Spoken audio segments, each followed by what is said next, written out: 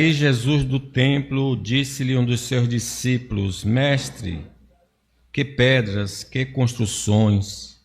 Mas Jesus lhe disse: Vê estas grandes construções, não ficará pedra sobre pedra que não seja derribada. No Monte das Oliveiras, defronte do templo, achava-se Jesus assentado quando Pedro, Tiago, João e André lhe perguntaram em particular: Diz-nos, quando sucederão estas coisas? E que sinal haverá quando todas elas estiverem para cumprir-se? Então Jesus passou a dizer-lhes: Vede que ninguém vos engane. Muitos virão em meu nome dizendo: Sou eu, e enganarão a muitos. Quando, porém, ouvirdes falar de guerras e rumores de guerras, não vos assusteis. É necessário assim acontecer, mas ainda não é o fim. Porque se levantará nação contra nação e reino contra reino. Haverá terremotos em vários lugares e também fomes. Estas coisas são o princípio das dores. Estais vós de sobreaviso, porque vos entregarão aos tribunais e às sinagogas. Sereis açoitados e vos farão comparecer à presença de governadores e reis, por minha causa, para lhes servir de testemunho. Mas é necessário que primeiro o evangelho seja pregado a todas as nações. Quando, pois, vos levarem e vos entregarem, não vos preocupeis com o que haveis de dizer, mas o que vos for concedido naquela hora, isso falai. Porque não sois vós os que falais, mas o Espírito Santo. Um irmão entregará à morte outro irmão, e o pai ao filho. Filhos haverá que se levantarão contra os progenitores e os matarão. Sereis odiados de todos por causa do meu nome. Aquele, porém, que perseverar até o fim, esse será salvo. Quando, pois, virdes o abominável da desolação, situado onde não deve estar, quem lê entenda. Então os que estiverem na Judéia, fujam para os montes. Quem estiver em cima no eirado, não desça, nem entre para tirar da sua casa alguma coisa. E o que estiver no campo, não volte atrás para buscar a sua capa. Ai das que estiverem grávidas e das que amamentarem naqueles dias. Orai para que isso não suceda no inverno, porque aqueles dias serão de tamanha tribulação como nunca houve desde o princípio do mundo que Deus criou, até agora, e nunca jamais haverá.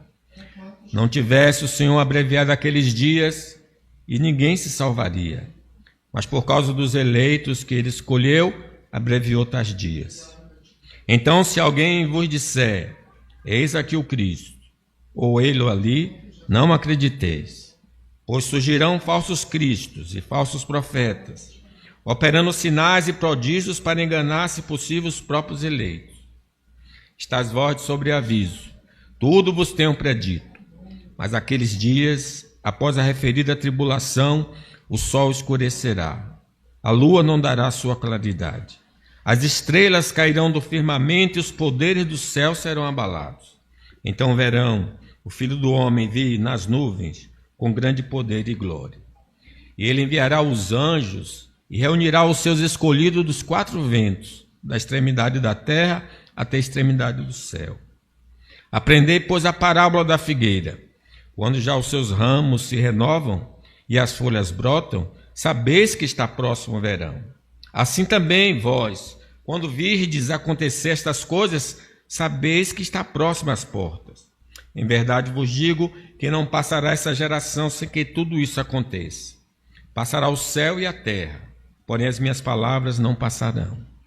Mas a respeito daquele dia ou da hora ninguém sabe, nem os anjos no céu, nem um filho, senão o Pai. Estais de sobreaviso, vigiai e orai, porque não sabeis quando será o tempo. É como um homem que, ausentando-se do país, deixa a sua casa, dá autoridade a seus servos, a cada um a sua obrigação, e ao porteiro ordena que vigie. Vigiai, Porque não sabeis quando virá o dono da casa, se à tarde, se à meia-noite, se ao cantar do galo, se pela manhã. Para que vindo ele inesperadamente não vos ache dormindo. O que, porém, vos digo a todos, vigiai. Então, é sobre a destruição do universo. Eu falei anteriormente, na quinta-feira, que essa destruição do universo foi profetizada por Jesus.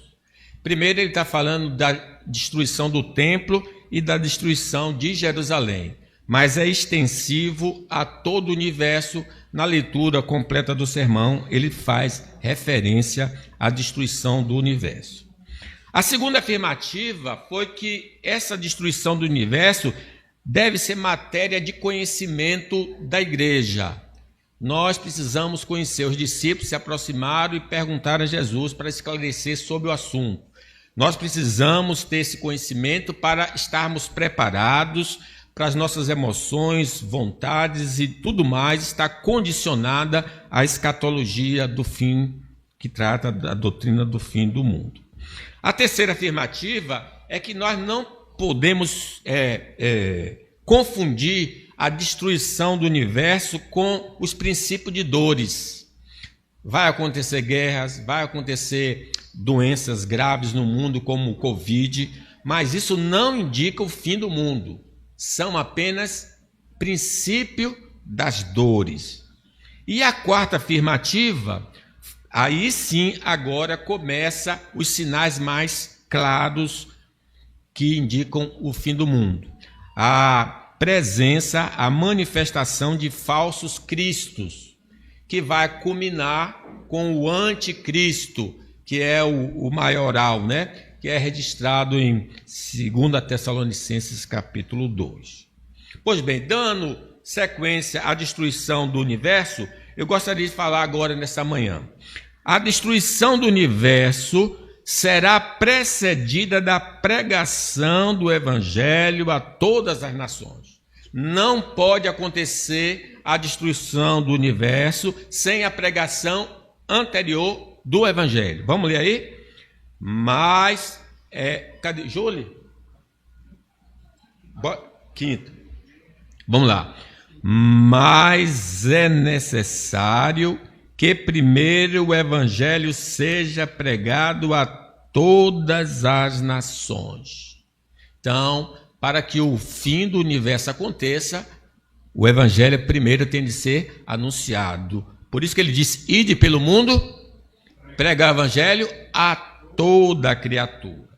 Para que a destruição do universo aconteça, o evangelho precisa ser anunciado a todas as nações. Nós sabemos que lá no céu haverá pessoas de todas as tribos, línguas, povos e nações.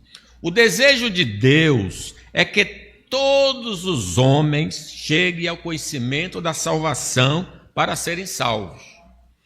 Mas, para tanto, é necessário pregar o evangelho aos de perto, nosso dever, vizinho, parentes, amigos, e orar e enviar missionários para alcançar os de longe. Nós não podemos estar na Índia, então devemos mandar alguém orar por eles e enviá-los.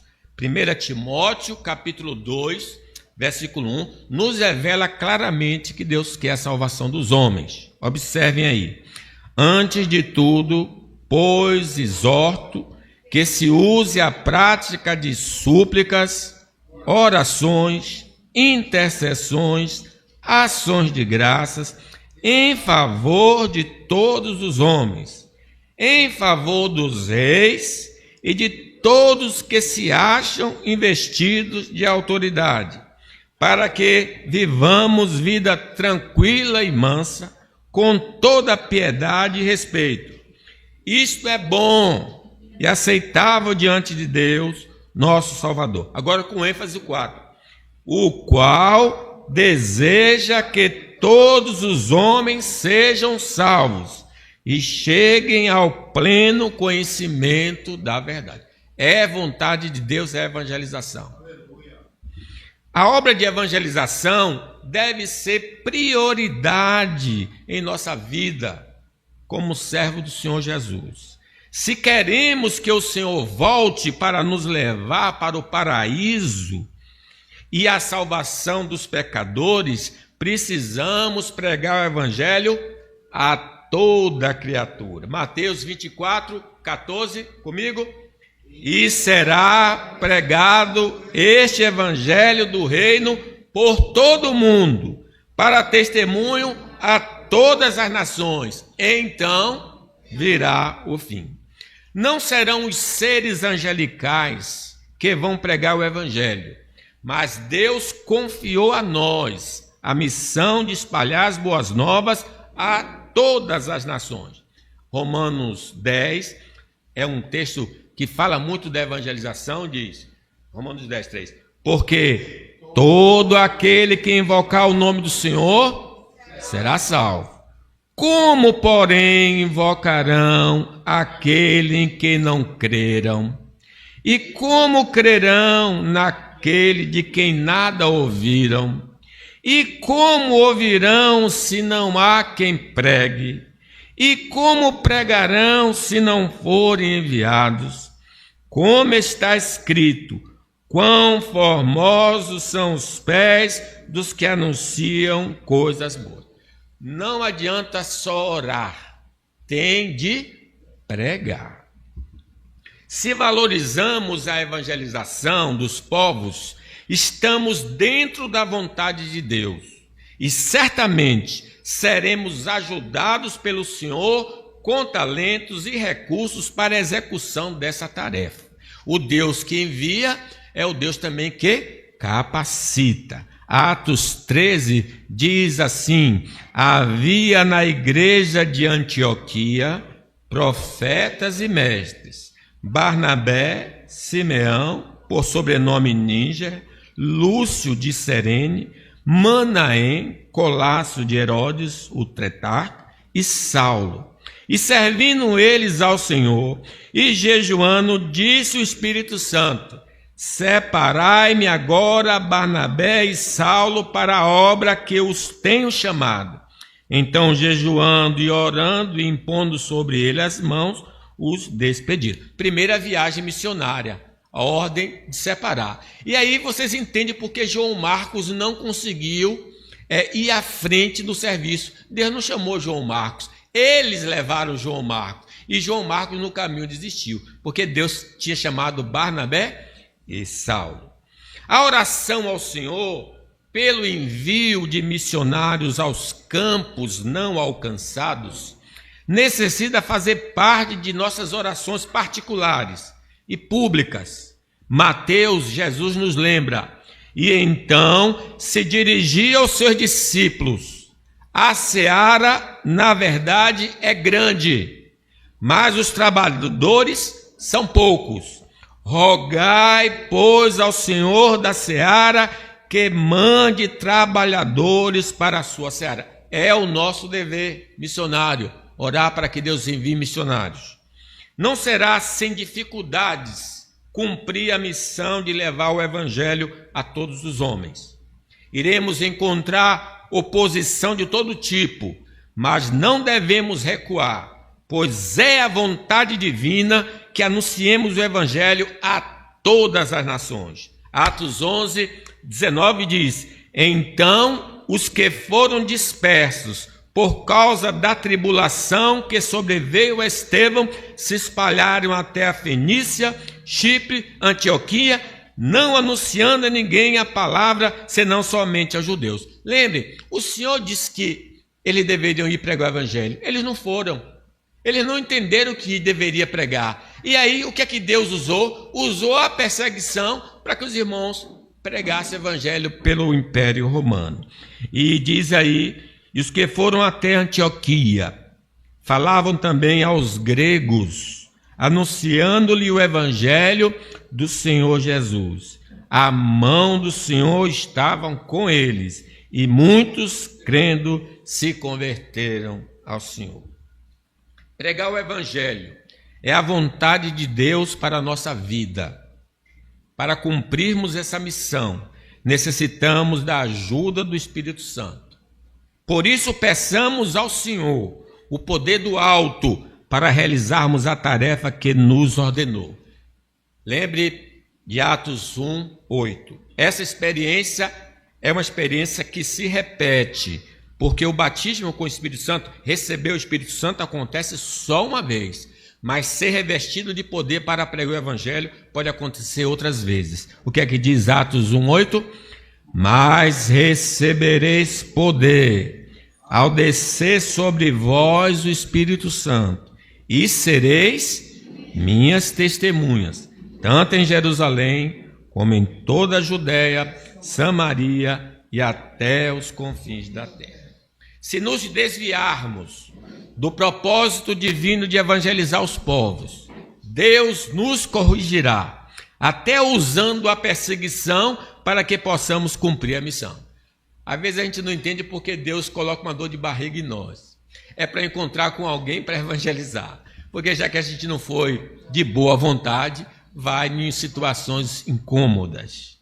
Comecemos a evangelizar os parentes, amigos e desconhecidos ao nosso redor. O nosso campo missionário é onde exercemos nossa atividade diária. Nós somos missionários de Deus. Não sejamos preconceituosos na evangelização.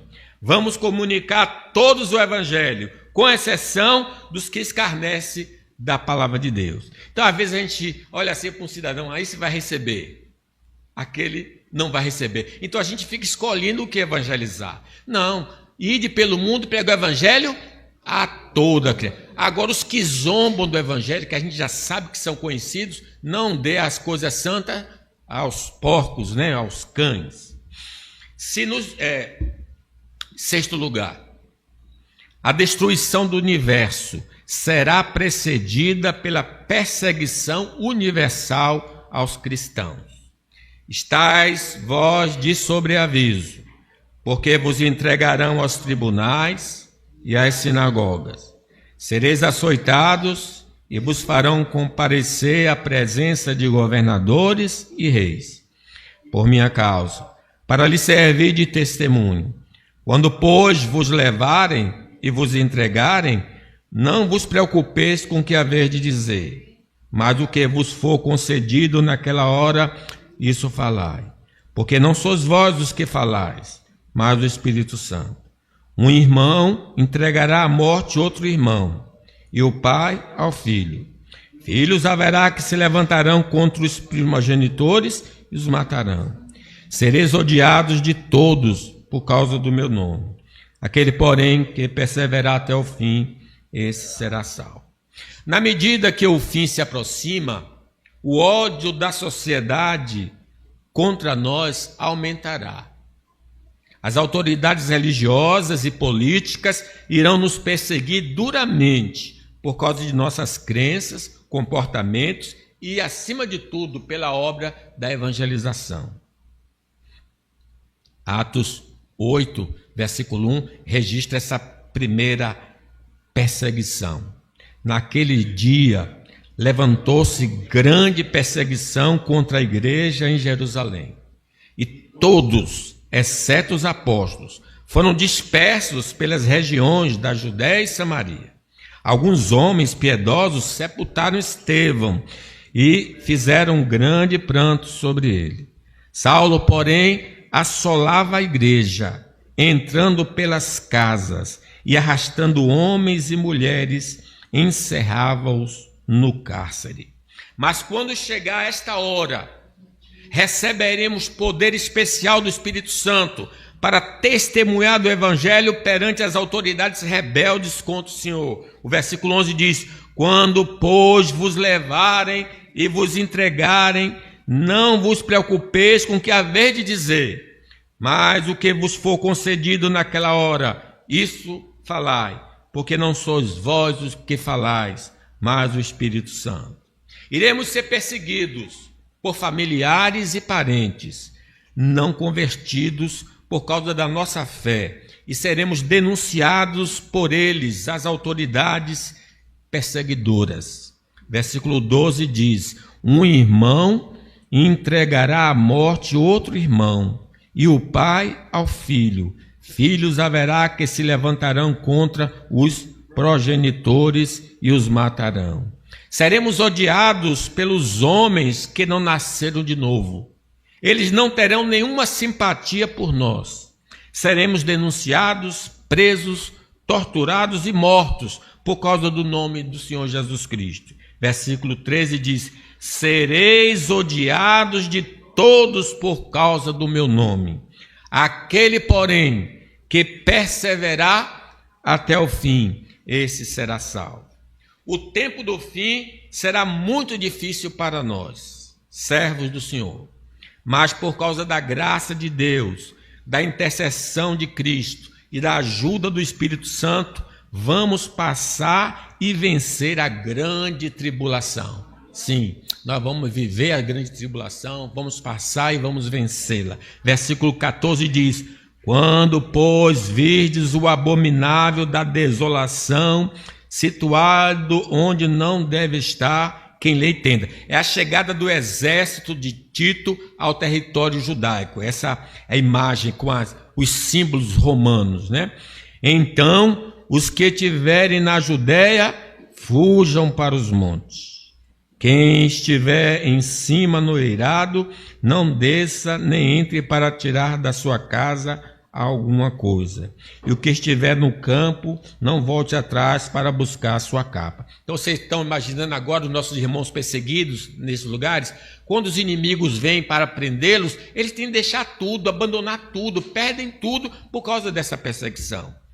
Ai das que estiverem grávidas, imagine as irmãs grávidas na época, e das que amamentarem naqueles dias. Como é que pode fugir? Orai para que isso não suceda no inverno. Por quê? Já pensou, a pessoa deixa tudo e não pega uma roupa adequada para a fuga? Orai para que isso não suceda no inverno, porque aqueles dias serão de tamanha tribulação, como nunca houve desde o princípio do mundo, que Deus criou até agora e nunca jamais haverá. Não tivesse o Senhor abreviado aqueles dias e ninguém se salvaria. Mas por causa dos eleitos que ele escolheu, abreviou tais dias. Irmãos, o príncipe deste mundo vai influenciar a sociedade a nos perseguir duramente para nos tentar levar a abandonar a fé ou perder a vida. Ou abandona a fé ou morre. Mas se nós perseverarmos, nós seremos salvos. Apocalipse 2:10, o Senhor fala para a igreja de Esmirna: não temas as coisas que tem de sofrer. Vai sofrer. Eis que o diabo está para lançar em prisão alguns dentre vós, para ser dispostos à prova, e tereis tribulação de 10 dias. Sê fiel e dar-te-ei coroa da vida. A perseguição imposta a nós por Satanás, por meio das autoridades e da população, tem também como propósito impedir a pregação do evangelho para refrear o crescimento do reino e que o reino das trevas prevaleça. Mas o evangelho não pode ser detido, nem impedido de alcançar os eleitos de Deus. Ninguém pode parar o evangelho. Atos 4:8, chamando-os, ordenaram-lhes que absolutamente não falassem nem ensinassem o nome de Jesus. Agora, Senhor, aí os discípulos deram uma resposta para eles, né? E foram para a reunião da igreja. Então, chegando lá na reunião, o que é que eles fizeram? Fizeram oração. Agora, Senhor, olha para as suas ameaças e concede a teus servos que anunciem com toda intrepidez a tua palavra, enquanto estendes a mão para fazer curas, sinais e prodígios por intermédio do nome do teu santo servo Jesus. Vamos ler o 31 juntos? Tendo eles orado, tremeu o lugar onde estavam reunidos. Todos ficaram cheios do Espírito Santo e com intrepidez anunciavam a palavra de Deus. Segunda experiência do poder do Espírito Santo para testemunhar. Nossa prisão, por causa de Cristo, será usada pelo dragão como impedimento do avanço do evangelho. Mas o tiro vai sair pela culatra, porque iremos evangelizar as autoridades, guardas e prisioneiros, às quais não tínhamos acesso. Paulo fala disso, que a prisão dele contribuiu para o evangelho. Filipenses 2, 1. Quero ainda, irmãos, cientificar-vos de que as coisas que me aconteceram têm antes contribuído para o progresso do evangelho, de maneira que as minhas cadeias em Cristo se tornaram conhecidas de toda a guarda pretoriana e de todos os demais. E a maioria dos irmãos, estimulados no Senhor por minhas algemas, ousam falar com mais desassombro a palavra do Senhor. Que coisa linda, né? A tortura será um instrumento usado pelo diabo para nos fazer negar a fé e revelar o nome de nossos irmãos em Cristo. Porém, ele não terá sucesso, porque Deus nos habilitará a suportar as torturas para continuarmos no seu caminho e proteger nossos irmãos. Sim, porque Filipenses 1, 29 diz comigo: porque vos foi concedida a graça de padecerdes por Cristo e não somente de crerdes nele. Sétima afirmativa. Leiam aí.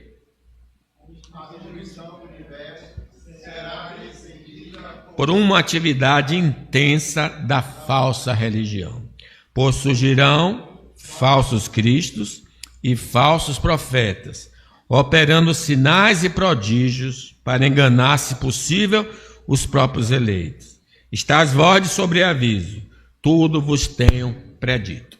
O erro doutrinário e ético começou com o diabo no jardim do Éden. Desde então, ele tem enviado seus emissários, os falsos profetas, para manter os homens em suas garras e nos desviar da verdade e criar grande confusão nas mentes dos homens. Os falsos profetas estão presentes ao longo do registro bíblico, mas no período do fim, eles atuarão com muita intensidade.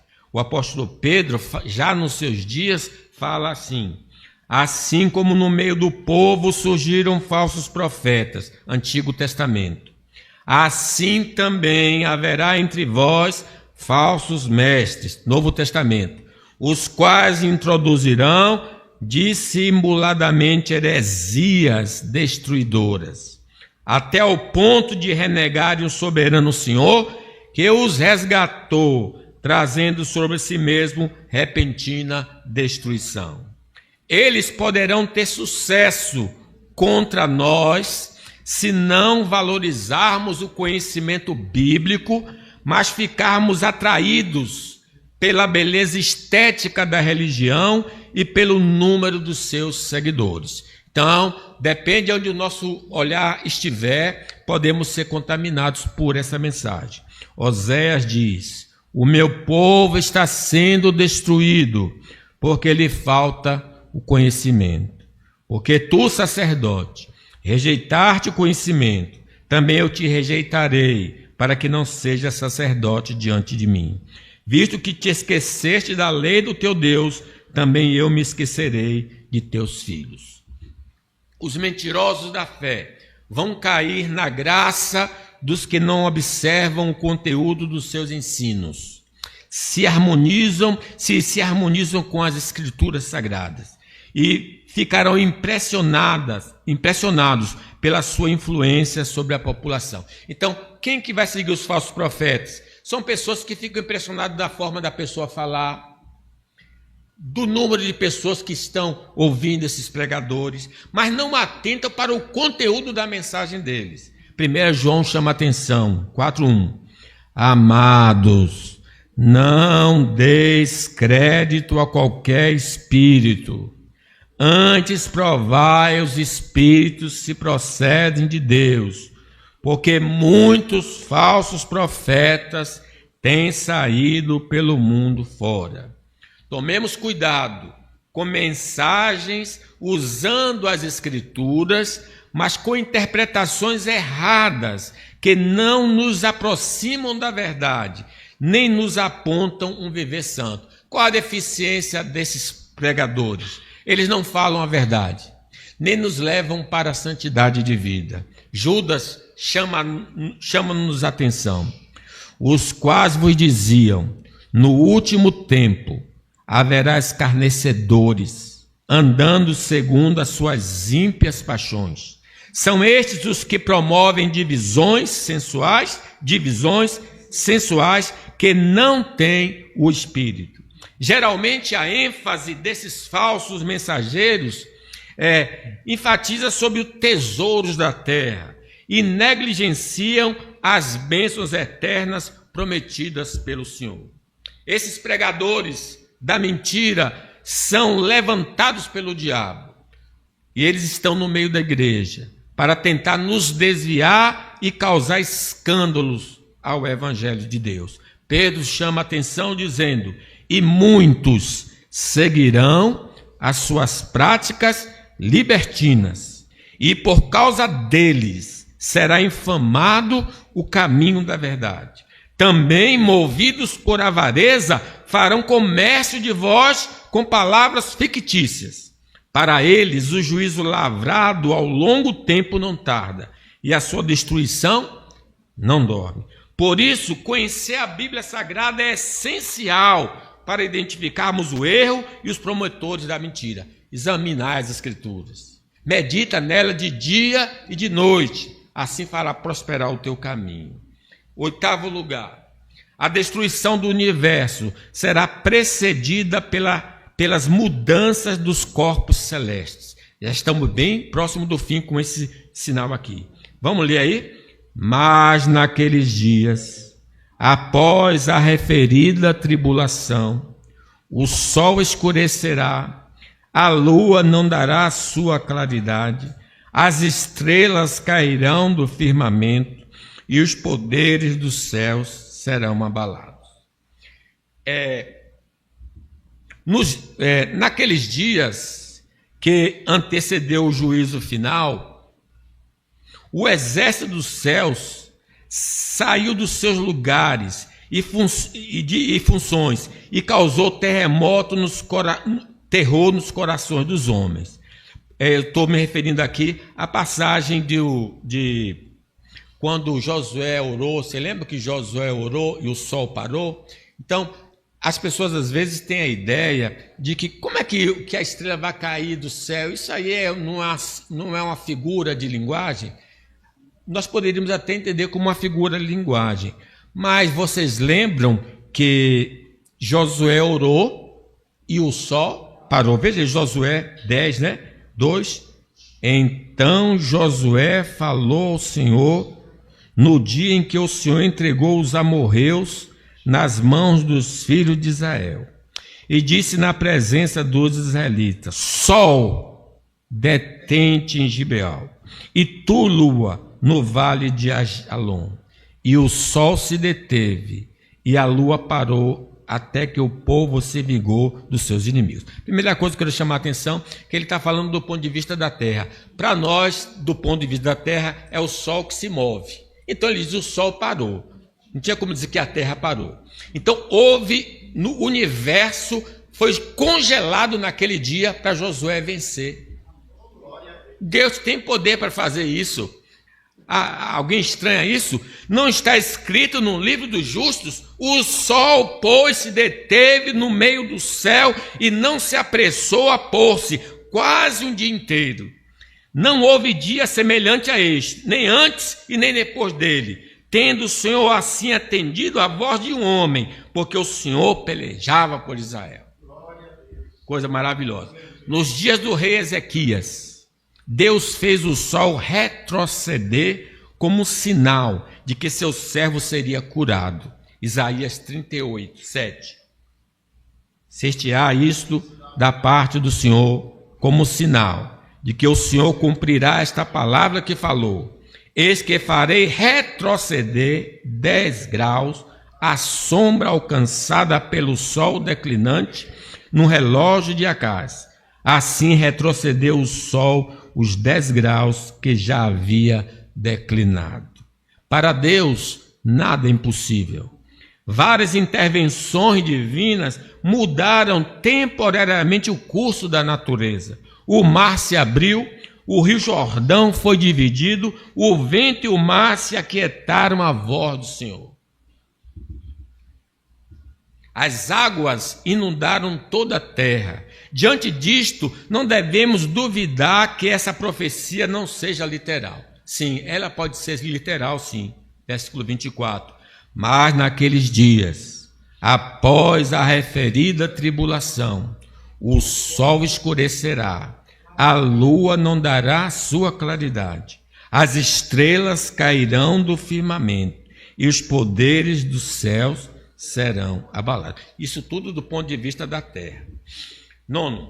A destruição do universo será precedida pelo retorno de Jesus.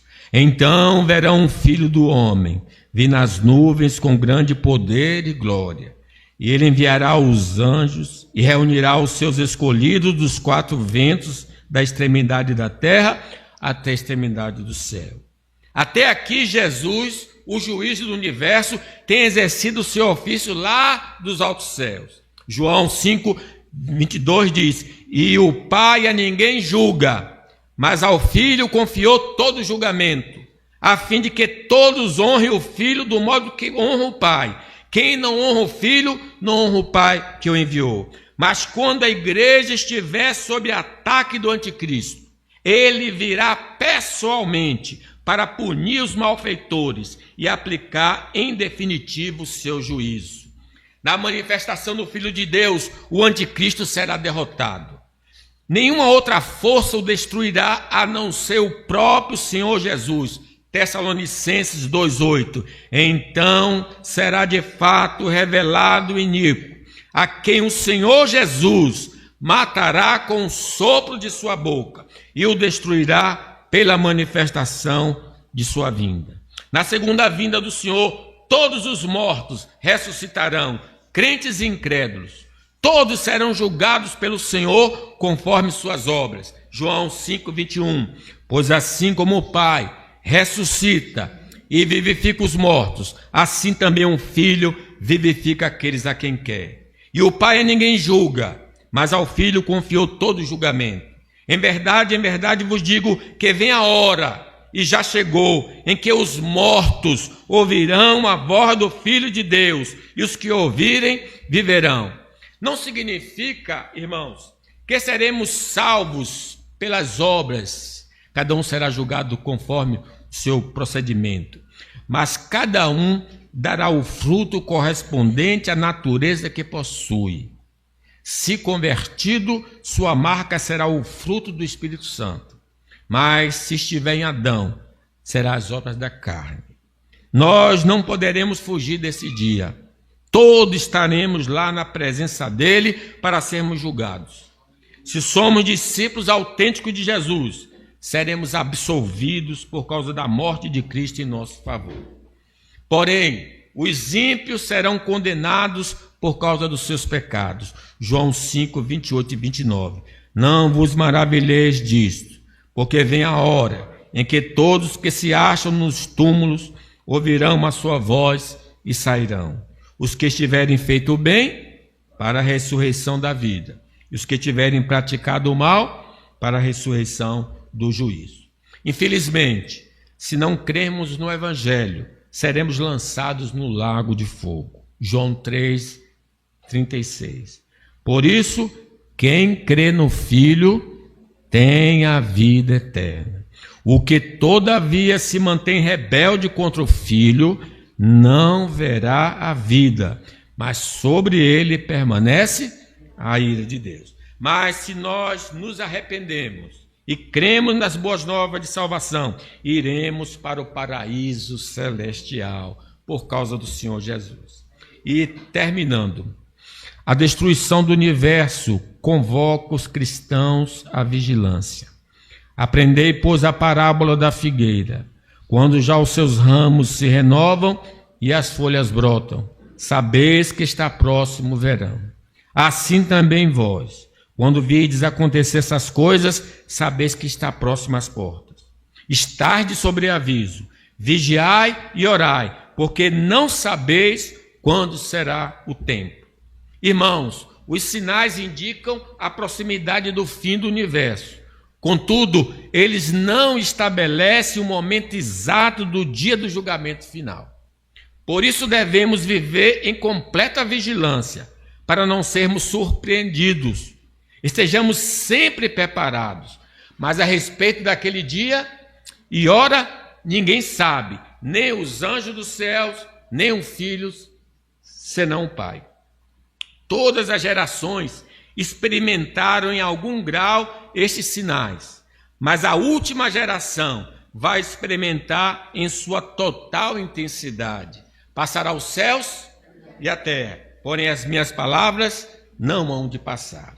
A certeza de que essas coisas acontecerão está firmada na palavra, que é inerrante e que nós encontramos nas Escrituras. Em verdade, verdade vos digo, que não passará esta geração sem que tudo isso aconteça. Os sinais não servem de calendário do fim do mundo, para ficarmos marcando o dia e hora da volta de Cristo, mas são alertas da parte do Senhor para não vivermos em pecado. Versículo 33, estai de sobreaviso, vigiai e orai, porque não sabeis quando será o tempo. É como um homem que, ausentando-se do país, deixa a sua casa, dá autoridade a seus servos, a cada um a sua obrigação, e ao porteiro ordena que vigie. Vigiai, porque não sabeis quando virá o dono da casa, se à tarde, se à meia-noite, se ao cantar do galo, se pela manhã, para que, vindo ele inesperadamente, não vos ache dormindo. O que, porém, vos digo a todos, vigiai. Nós necessitamos estar vivendo em santidade, para não sermos surpreendidos com a volta do Senhor Jesus. Concluo. Tudo neste mundo é passageiro, mas as promessas do Evangelho são para a eternidade. Não podemos levar nada deste mundo, a não ser a fé em Jesus. Com esta fé, estaremos livres do juízo final. Vamos nos nutrir das coisas eternas, para não vivermos sofrendo por coisas passageiras. Se estamos sendo vencidos pelas tentações, não estamos preparados para enfrentar as perseguições, torturas e ameaças. Pelo Evangelho do nosso Senhor Jesus Cristo. Então peçamos a Deus que transforme nossa vida. Se nós já estamos fraquejando agora, quando não começou a grande tribulação, como será de nós na grande tribulação?